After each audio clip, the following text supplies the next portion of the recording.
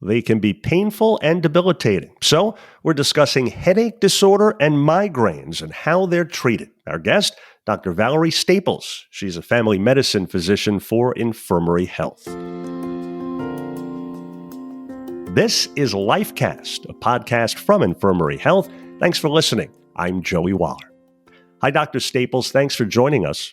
Hi there. Thanks for having me. Great to have you with us. So first, just how common are headache disorder and migraines, and what's the difference in a nutshell between the two?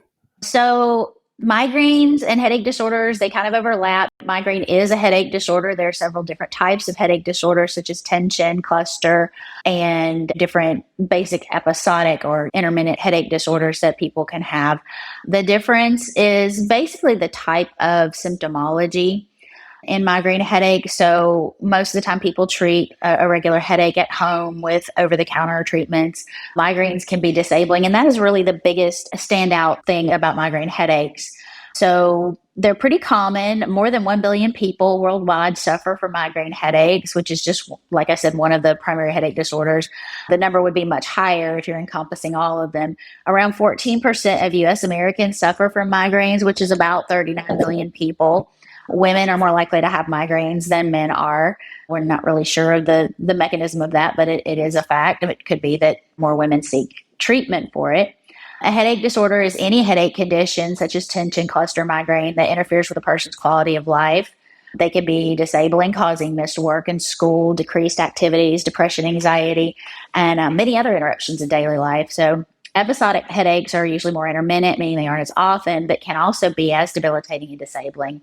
And chronic headaches are headaches that occur more than 4 times a month. And if we're trying to distinguish between migraine and headache, we need to define what a normal headache is, if it can be normal. Almost everyone has had a headache before. They can be triggered by dehydration, fatigue, exposure to allergens, hunger, things like that. They're usually transient, meaning they don't linger, and they're easily treated with acetaminophen or ibuprofen.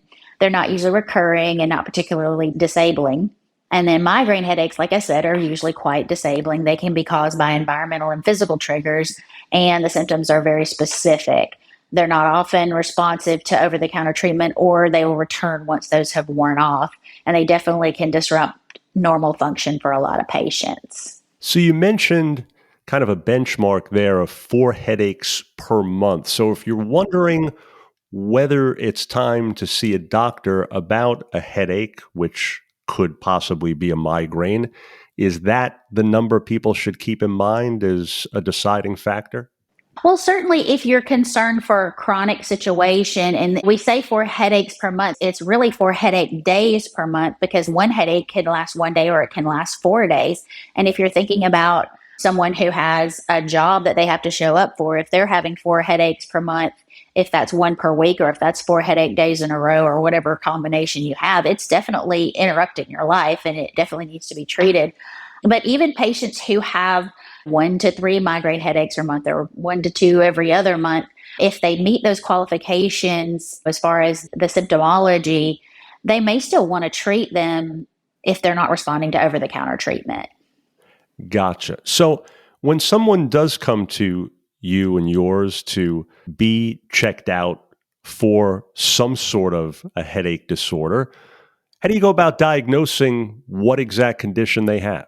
So it has a lot to do with the specific symptoms they are having.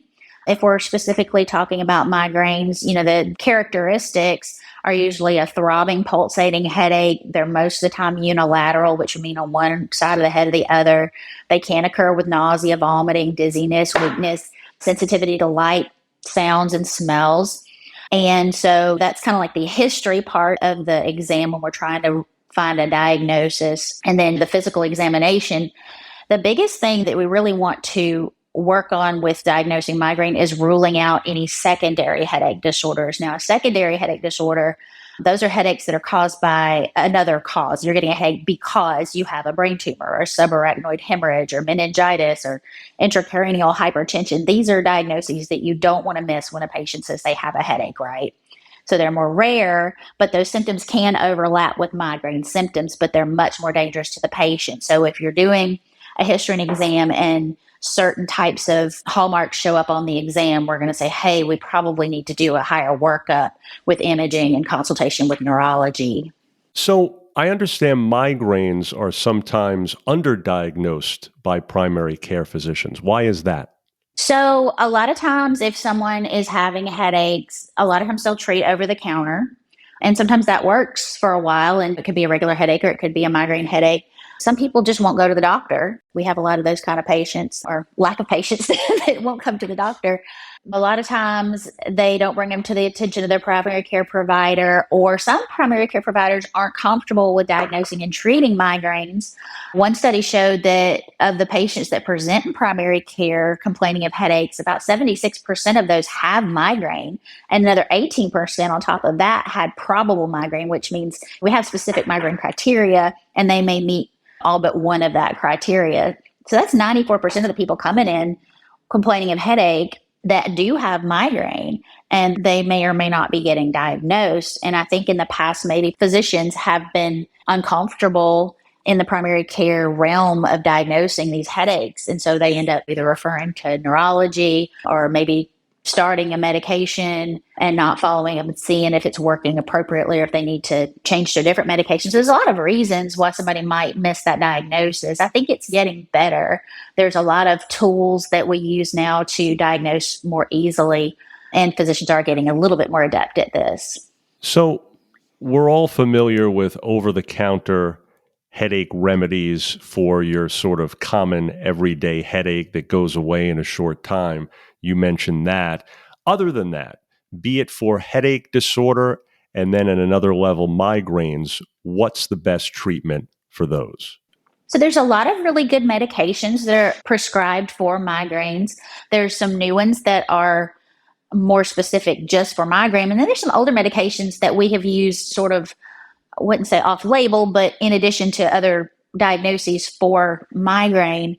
You do have to kind of divide, are we using these for episodic migraine or are we using these for prevention of chronic migraine? So some of the older medications for episodic headaches, they're called triptans, and a lot of people will get those. You take one.